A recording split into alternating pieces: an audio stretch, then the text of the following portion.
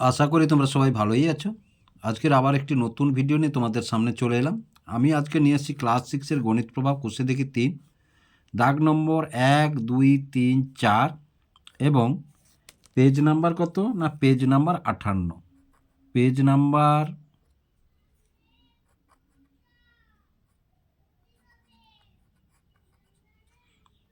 58, page number 58।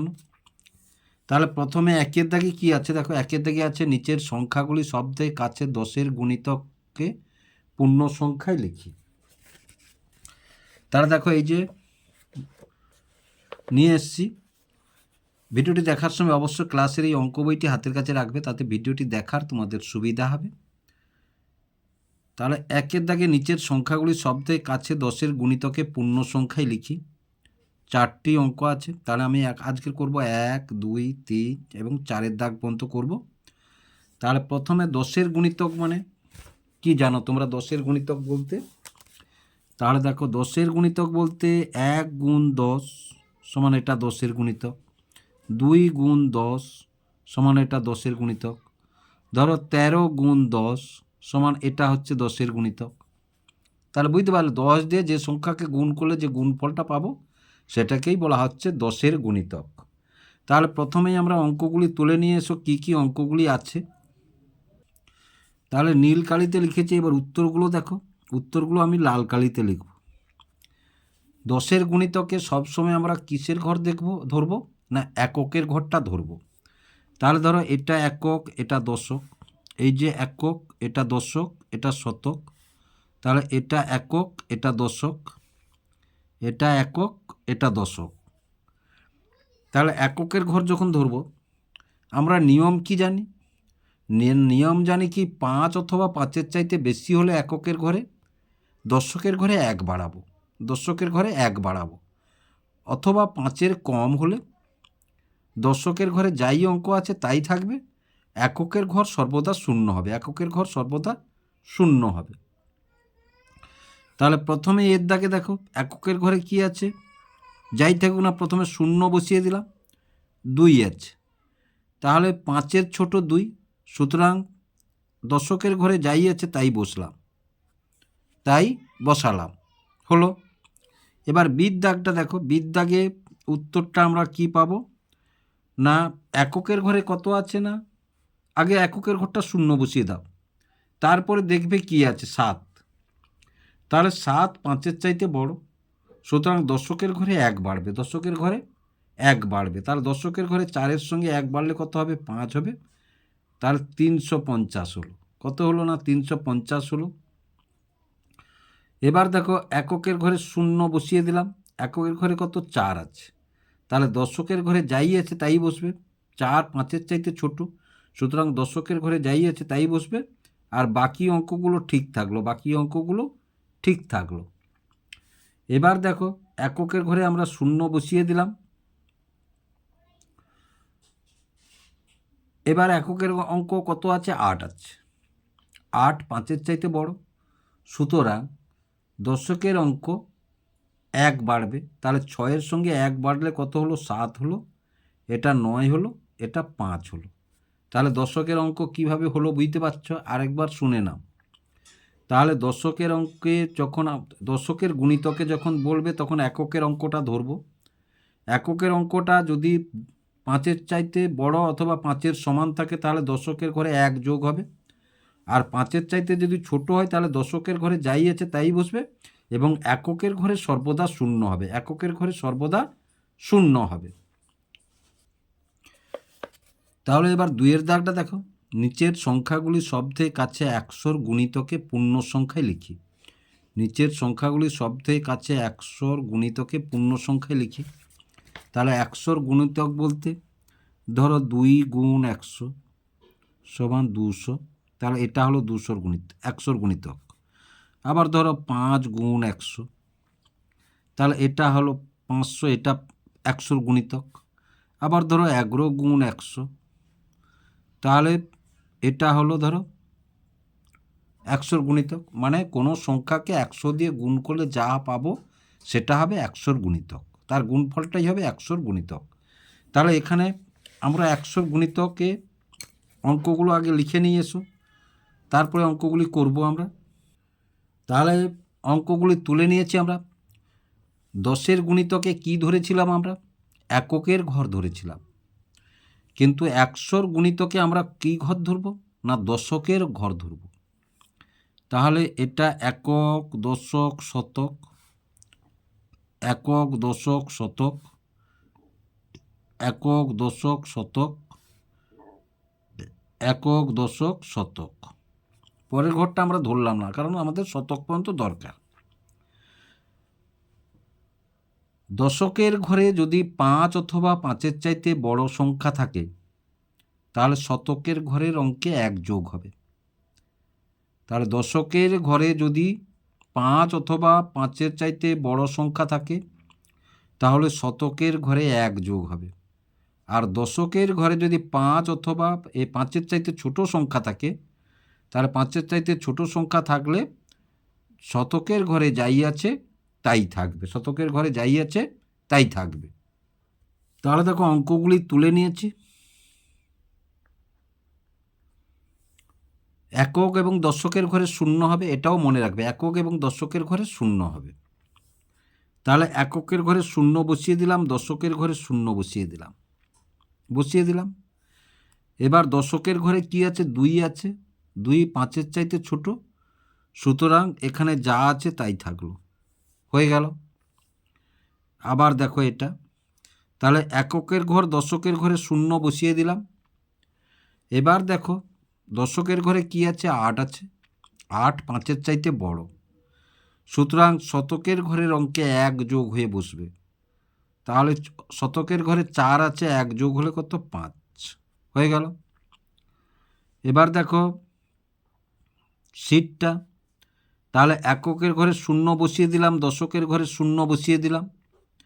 এবার দেখো দশকের ঘরে কি আছে? না 2 আছে, 2 5-এর চাইতে ছোট, সুতরাং শতকের ঘরে যা অঙ্ক আছে তাই থাকবে, আর এটা তো এমনি বসিয়ে যাবে এসে, হয়ে গেল। এবার দেখো তাহলে এককের ঘরে যা আছে তা শূন্য বসালাম, দশকের ঘরে শূন্য বসালাম। এবার দেখো দশকের ঘরে কত আছে? 7 আছে, দশকের ঘরে কত আছে? 7 আছে। তাহলে 7 5-এর চাইতে বড়, 7 যেহেতু 5-এর চাইতে বড়, সুতরাং শতকের ঘরে 1 যোগ করব। তাহলে শতকের ঘরে কত আছে? 1 আছে, 1-এর সাথে 1 যোগ করলে কত? 2, আর এটা যা আছে তা বসে গেল। তাহলে নিশ্চয়ই তোমরা বুঝতে পারলে।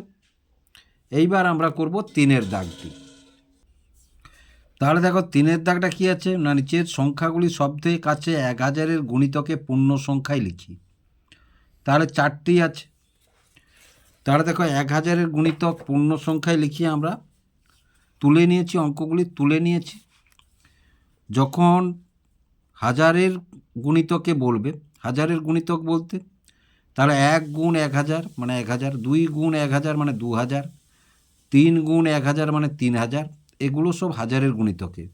কোনো সংখ্যাকে 1000 দিয়ে গুণ করলে যে গুণফলটা পাবো সেটাই হচ্ছে হাজারের গুণিতক, সেটাই হচ্ছে হাজারের গুণিতক। এবার দেখো আমরা 10-এর গুণিতকে এককের অঙ্ক ধরেছি, 100-র গুণিতকে দশকের অঙ্ক ধরেছি, নিশ্চয়ই হাজারের অঙ্কে তাহলে শতকের ঘর ধরব। তাহলে হাজারের অঙ্কে শতকের ঘর ধরব। তাহলে একক, দশক, শতক, একক, দশক, শতক, একক, দশক, শতক, একক, দশক এবং শতক। শতকের অঙ্ক 5 অথবা 5-এর চাইতে বড় হলে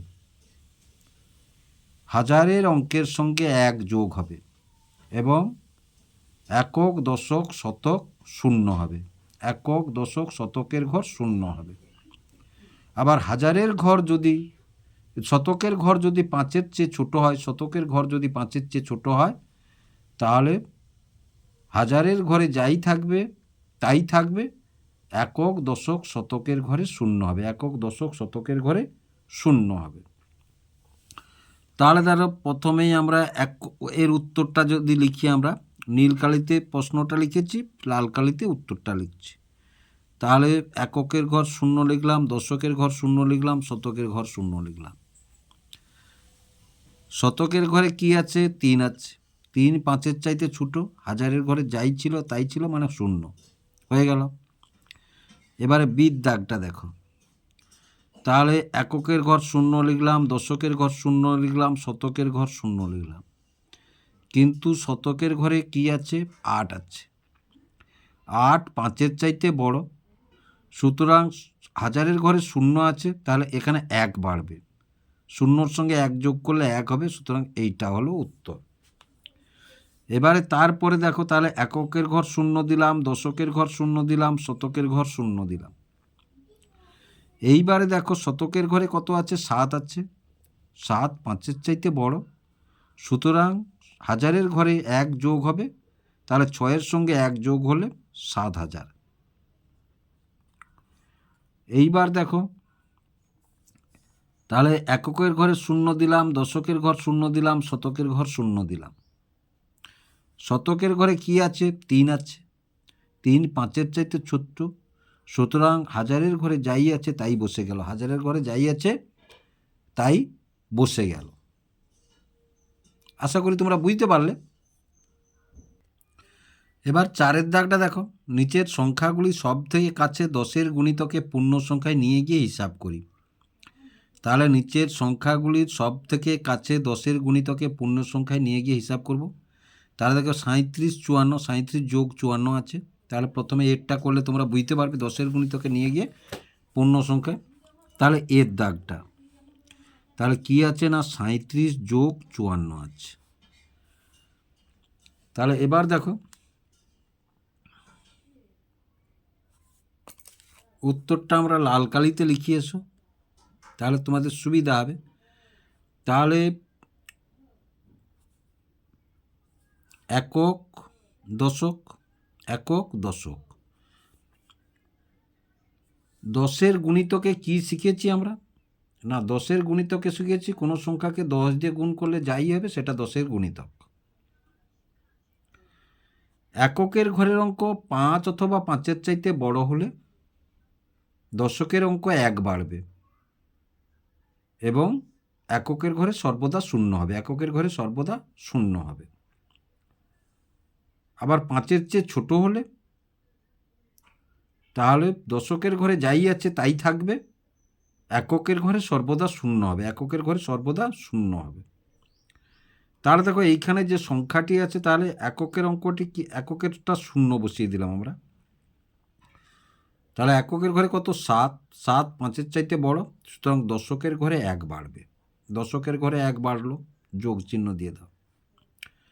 এককের ঘরে শূন্য বসিয়ে দিলাম, এককের ঘরে 4 আছে, 4 5-এর চাইতে ছোট, সুতরাং দশকের ঘরে যাই আছে তাই থাকলো, দশকের ঘরে যাই আছে তাই থাকলো। তাহলে এটা যোগ করলে কত পেলাম আমরা? 90 পেলাম। এটা যোগ করলে কত পেলাম? না 90 পেলাম।